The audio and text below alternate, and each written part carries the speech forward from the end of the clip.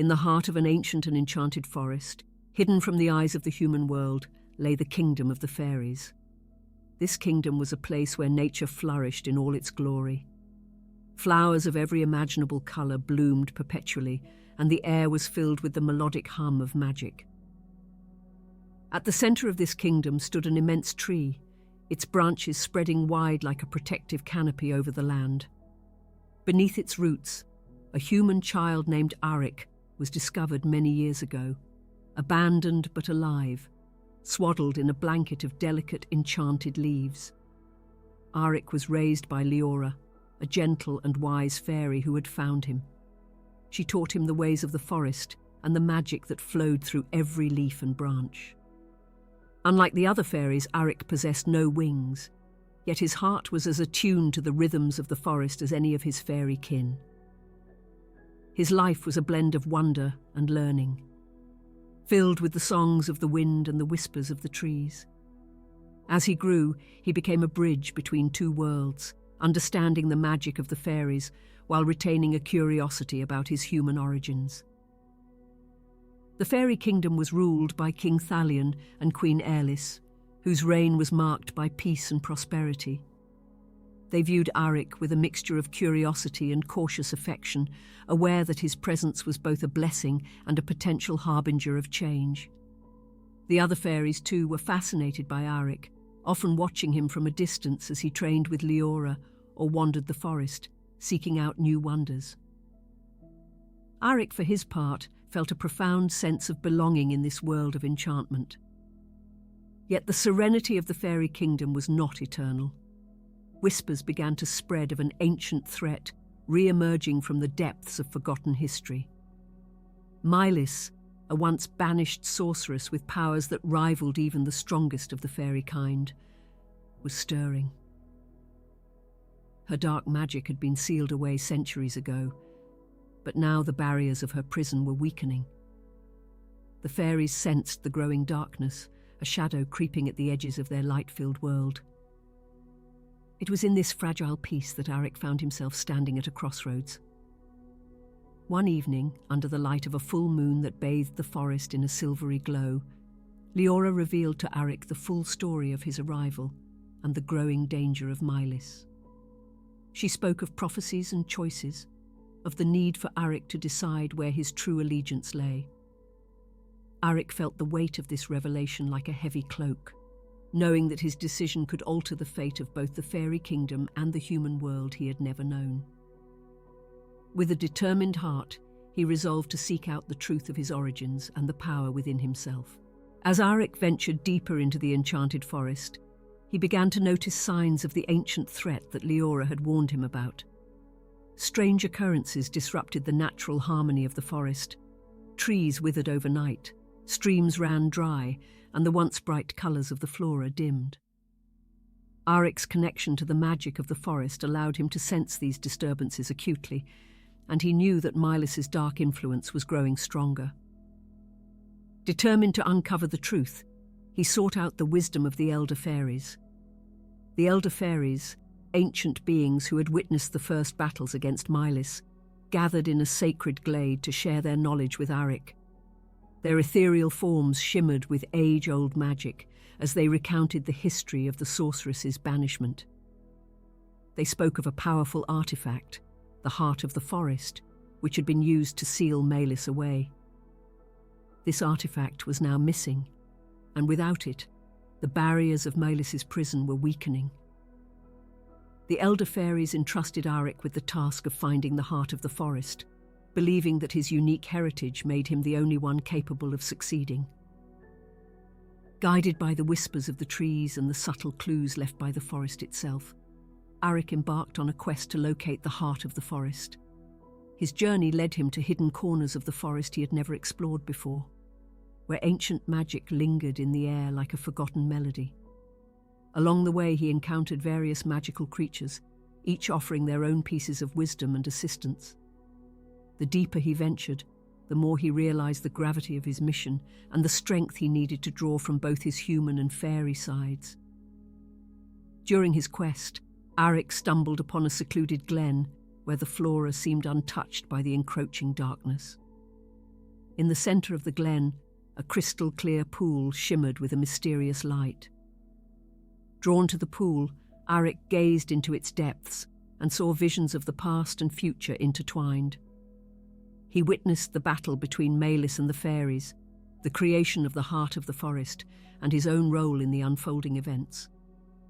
The visions filled him with a sense of purpose and urgency, reinforcing his determination to succeed. As Arik prepared to leave the glen, he was confronted by a figure cloaked in shadows. The figure revealed itself to be Maelys's emissary, sent to stop him from finding the heart of the forest.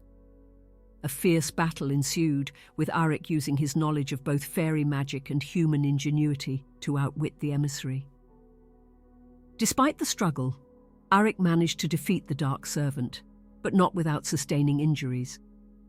With renewed resolve, he continued his journey, knowing that time was running out and the fate of the fairy kingdom rested on his shoulders. Arik's journey through the enchanted forest continued with increasing urgency. Each step he took was guided by a deeper connection to the land, and his determination grew stronger with every encounter.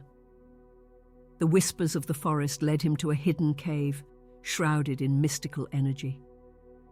The cave entrance was overgrown with vines and glowing mushrooms, hinting at the ancient magic within. Arik felt a pulse of energy emanating from the depths, drawing him closer. Inside the cave, the air was thick with the presence of old enchantments. The walls were adorned with glowing runes, and the ground was littered with remnants of past battles. As Arik ventured deeper, he stumbled upon an ancient altar, its surface covered in intricate carvings depicting the history of the fairy kingdom and Maelys's rise to power. In the centre of the altar lay a crystal, pulsing with a soft, rhythmic light, the heart of the forest. Arik reached out, feeling the crystal's power resonate with his own magic. Just as he grasped the heart of the forest, a dark figure emerged from the shadows. It was Maelys, her eyes burning with malevolent intent. She had sensed Arik's approach and had been waiting for this moment. With a wave of her hand, she unleashed a torrent of dark magic, filling the cave with an oppressive, swirling energy. Arik stood his ground, the heart of the forest amplifying his innate power and creating a protective barrier around him. The battle between Arik and Maelys was fierce and unrelenting. Maelys's dark magic clashed with the pure energy of the heart of the forest, sending shockwaves through the cave. Arik's determination and the support of the forest's magic gave him the strength to counter Maelys's attacks. Despite her immense power, Maelys struggled to break through Arik's defenses, and for the first time in centuries, she felt a pang of fear. In a final, desperate move, Maelys attempted to corrupt the heart of the forest with her dark magic. Arik, sensing the danger, summoned every ounce of his strength and focused it through the crystal. A blinding light erupted from the heart of the forest, engulfing the cave and purging the darkness. Maelys screamed as the light overwhelmed her, and with one last effort, Arik banished her back to her prison. Exhausted but victorious, Arik held the heart of the forest tightly, knowing that the fairy kingdom was safe for now. With the heart of the forest securely in his possession, Arik made his way back through the enchanted forest, the magical crystal's light guiding his path. The forest seemed to respond to the heart's presence, gradually healing from the corruption that had spread. Flowers began to bloom once more, streams flowed with renewed vigour, and the vibrant colours of the flora returned. Arik felt a sense of accomplishment, but he knew that the true test was yet to come. Upon his return to the fairy kingdom, Arik was greeted with a mixture of relief and celebration. The fairies, sensing the restoration of their homeland, gathered around him, their wings shimmering with joy. King Thalion and Queen Aerys welcomed him with open arms, recognizing his bravery and determination. They held a grand feast in his honor, where the entire kingdom celebrated the return of the heart of the forest and the temporary defeat of Maelys. During the festivities, Arik couldn't shake the feeling that his journey was far from over. The visions he had seen in the crystal-clear pool haunted his thoughts, reminding him that the ancient threat, was not completely vanquished. He knew that Mylis's prison was weakening and that she would eventually find a way to escape again. Arik confided his concerns to Leora, who listened with a wise and understanding gaze. She agreed that vigilance was necessary and suggested that they strengthen the magical barriers around Mylis's prison. The following days were spent in preparation. Arik, with the guidance of the elder fairies and the support of the entire kingdom, worked tirelessly to reinforce the enchantments that kept Mylis at bay. They created new protective spells, woven with the power of the heart of the forest, and infused them into the very fabric of the land. The fairies combined their magic, singing ancient songs that resonated through the forest, amplifying the strength of the barriers. As the final enchantments were put in place, Arik felt a profound sense of connection to both the fairy world and his human heritage. He realized that his dual nature was not a burden, but a gift that allowed him to bridge the gap between two realms. With the fairy kingdom now more secure, Arik knew that his role as a guardian was only beginning. He vowed to protect the enchanted forest and its inhabitants, embracing his destiny as the child of two worlds. As the enchantments fortified the fairy kingdom, Arik continued to embrace his role, delving deeper into both the magical and human aspects of his heritage.